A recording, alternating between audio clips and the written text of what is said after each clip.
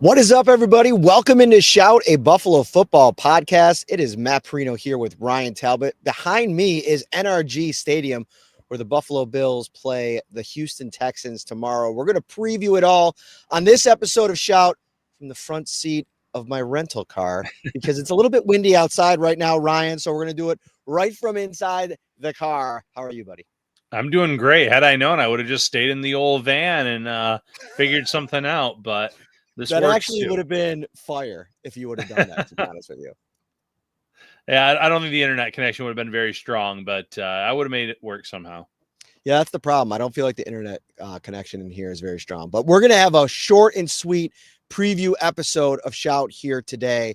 A lot to get into. And I want to start with what I think is the key matchup in this game. Because if you go back to last season, Josh Allen against the Houston Texans just felt like everything was stuck in mud, right? The front gave him a lot of problems. Obviously, coverage against this team that features Derek Stingley is about as good as it gets in the NFL. The linebackers are good. There's no weaknesses of this Houston Texans defense. And then you look a little bit deeper and you think about what the Bills have done this season. And I sent you a stat today. The Bills are 0-3 in games this season where teams have been able to pressure the quarterback more than 25 times. If you go back to last season, the Bills lost against the Texans when they pressured Josh Allen 20 times. So I think, to me, you look at the premier players in this game, Danielle Hunter, Will Anderson Jr., even Tim Settle on the interior, who had 4 pressures against Josh Allen in this stadium a year ago. The Bills have to find a way to limit the pressure. So I'm looking at Spencer Brown, who's only allowed 1 sack this year. I'm looking at Deion Dawkins, who's allowed 3. You got to play clean football. The penalties have been an issue, and you have to protect Josh Allen. Yeah, that's all part of it. And, we are just days removed from an outstanding performance from Josh Allen where he was throwing the ball over the yard, throwing it downfield. Unfortunately, this might be one of those games where he has to throw it around the line of scrimmage again because he has to get the ball out fast against this Texans defense. They are great at creating pressure, as you just mentioned. So yesterday on our show with BKL, we talked about the lottery plays. What tendencies have the Bills picked up from the Texans in terms of their aggressive nature and their way they're able to get home on the quarterback? And what can they do to maybe take advantage of that or try to take advantage of that? I think getting the ball out quickly is a big part of that. And yes, if you have the opportunity to stretch the field once or twice, test their safeties, maybe not one of their cornerbacks, they have one of the best in the business in Stingley. You try to do that too to keep them honest a little bit, but this is a defense, like you said, there's very few weaknesses, if any, and they're going to really test this Bills offense. And the passing game is going to go through some changes once again. Dalton Kincaid has been ruled out. The Bills have already been playing without him. And I thought it was interesting that as bad as it looked against Atlanta a couple of weeks ago when Kincaid was out and then he returned, Bills had the good game against Kansas City. Now he's out again. They put up 44 points last week. They threw the ball for over 300 yards. Josh Allen was really good in that game. So I think they can do it without Kincaid. Part of the, I think, piece to this puzzle is Joshua Palmer being available on the field. I think that helps out everybody else around him. The big question to me, Ryan, is how the Bills handle the wide receiver merry-go-round in this one. Keon Coleman, obviously benched for last game, very likely could make his return to the lineup this week with Curtis Samuel not going to play. McCole Hardman, the newest Bills wide receiver, also not going to play. They've been ruled out with injury already. You can elevate Elijah Moore. You can elevate Keon Coleman. There's a bunch of different ways that you can go. The big key piece to all of this in the decision-making process for the Bills, can Gabe Davis turn around on 4 days coming off of the injury and play 40 to 50% of the snaps on the road against a really good Houston Texans defense? This might very well be an opportunity for Sean McDermott to hand a little bit of responsibility back to Keon Coleman. Maybe, challenge the second-year wide receiver to take this opportunity to maybe be there for his teammates a little bit, see if he can't come out on the road against Houston and have himself a big game. Yeah, and that's going to be important. Hey, here's your chance to, maybe redeem is not the word, but to redeem yourself after being benched for a week. Show this team that you're ready to take on extra responsibilities, step up in the face of these injuries. And even if Gabe Davis is able to play, like you mentioned, the short turnaround might not make him as effective, or you might not want him out there for a significant snap. So there's your opportunity right there. They're down a few guys. Make the most of this opportunity. This is also a game where the Bills have to get their backs involved in the passing game, much like they did a few days ago against Tampa Bay, because with Dalton Kincaid out, we kind of saw that the tight end room, they're not going to get a ton of targets necessarily with Knox, and Hawes seems to always make a play when he gets targeted near the goal line, especially. But get James Cook the ball out of the backfield. Get Ty Johnson the ball out of the backfield, especially if they are getting home early. If you can just kind of swing the ball out to the backs, good things can happen with a guy as elusive as James Cook. Ty Johnson has shown the ability to pick up extra yards after the play. Maybe you even get Ray Davis more involved after the way he stepped up as a returner last game, but that's also going to be a focal point, is the return game. Can they set the Bills up with good field position like they did 1 week ago? You want to set yourself up with all of your Christmas shopping done, or at least assisted. Head over to Tops Friendly Markets right now and take part in Christmas bonus. Hop aboard the Savings Express, as it is the season to save on groceries and all your other favorite holiday gifts. Christmas bonus underway at Tops. With over 25 gift cards to choose from, there's something for everyone on your list. And don't forget, treat yourself to some extra savings too. Save on great gifts like toys and games from GameStops or Toys R Us at Macy's, things for your home from Lowe's, that new big screen TV you've always wanted from Best Buy, and so much more just by shopping at Tops. Get more out of your holiday budget with Christmas bonus from Tops. Where do you want to go next, Ryan? Yeah, I guess where we're going to go next is maybe just the keys to the game. And I think we've already addressed some of them, but what is your one big key for the Bills to win this game? Well, I took care of that at the start of the show. It's protect Josh Allen, right? But I think beyond that, I look at this offense and, whatever they do at the wide receiver position, the identity of this team has been to run the ball. And I think James Cook did a really good job last year against the Texans, finding a way to move the chains a few times. I think he ended up with 80 and a touchdown. It's going to be a grind. They're a tough run defense. Yeah. You're going to have to earn everything against them. But I think the key ingredient to all this is also not just James Cook and what he can do in this game. It's going to be very important. Ty Johnson's coming off of his best game of the season. And I think when this Bills offense has really been clicking on all cylinders, they found a way to creatively involve Ty Johnson in not only the run game, the pass game too. When the Bills scored their second touchdown, I believe it was the second touchdown last week, Ty Johnson had a really nice in between the tackles 9-yard run. He is underrated as a runner in between the tackles. Get the ball to Ty Johnson, get the ball to James Cook. They both have to be effective in this game. And I think you got to really empower this offensive line to set the physical tone on the road against Houston, a really good defensive front. Yeah, and for me, my key to the game is simply protecting the football. Win the turnover battle. The Bills did not do that last week, but they still found a way to win because Josh Allen just went nuclear with 6 touchdowns. In this game, you are going against Davis Mills and a Houston Texans offense where Mills has put up respectable stats the last few weeks. Mind you, it's against the Tennessee Titans, Jacksonville, that has their ups and downs this year.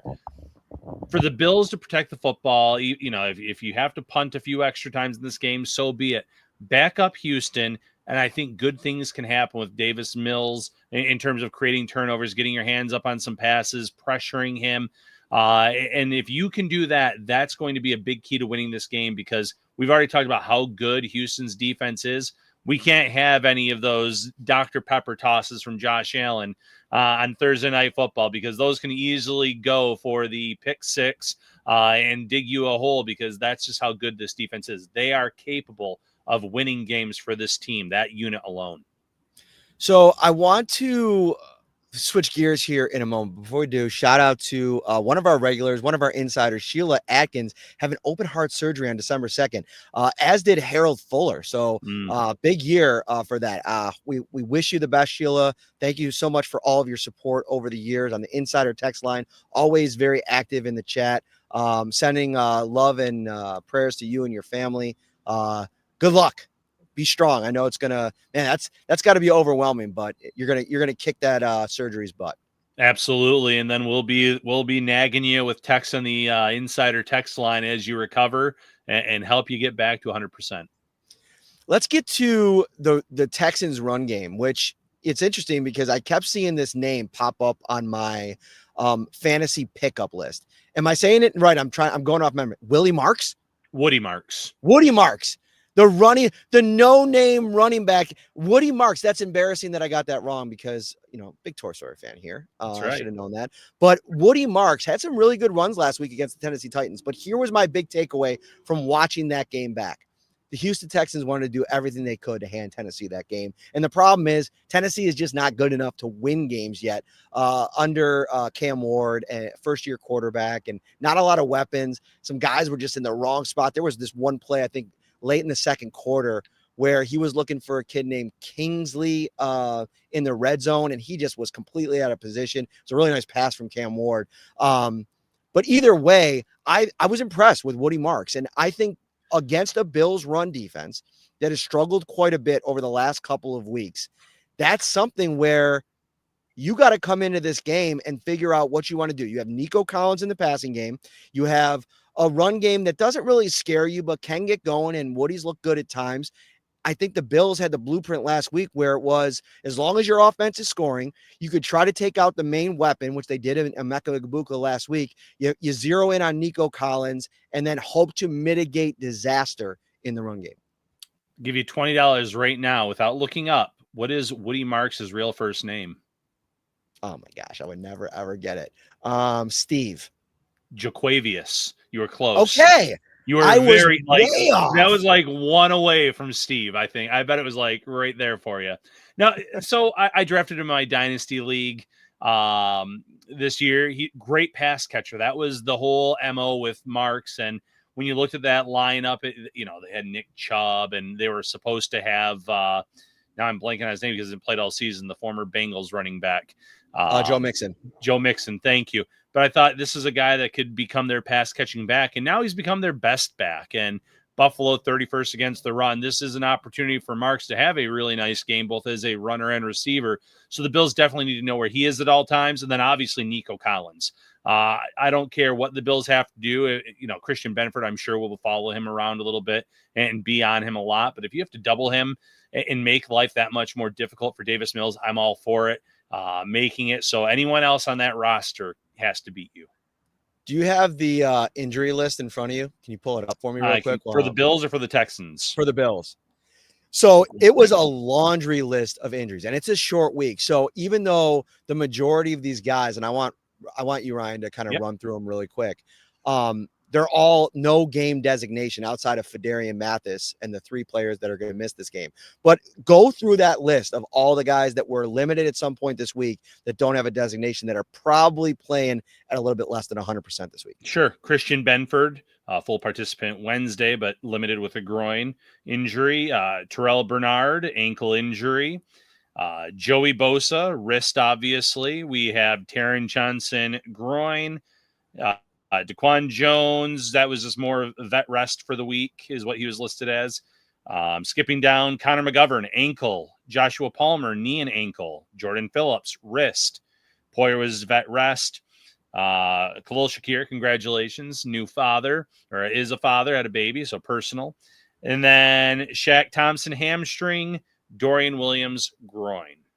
So, I mean, we're talking about a crap ton of players that are banged up going into this game. Now, it's the same way on the other side. It's not going to be an excuse, but I think the Bills have to come out early in this game and set a very physical tone, because I think that if you set a physical tone early on a short turnaround like this and maybe prove that, hey, we're going to be here for 60 minutes and it's going to be really tough on you all game long, there's something that goes into that. The linebacker position is going to be interesting to see how Sean handles it. You have Brandon Beane, Shaq Thompson, who's coming back off the hamstring injury.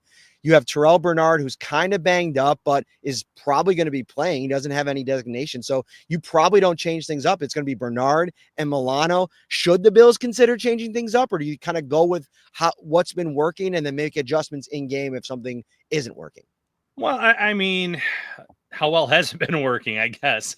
Shaq Thompson, if he's available, which he should be based on the designations, I would want to get him back out there. He's been your best linebacker. I feel like maybe they kept him off the field against Tampa Bay just to give him a few extra days to have him ready for this, knowing full well then you'll get an extra break period before your next matchup. So I would try to throw him out there a little bit. You know that Bernard is playing at much less than 100%. Milano is not playing well at all.